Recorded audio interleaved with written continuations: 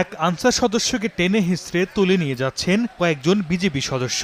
Hili immigration checkpost এলাকায় আইন শৃঙ্খলা বাহিনীর দুই পক্ষের এমন কাণ্ডে হতবাক সাধারণ মানুষ।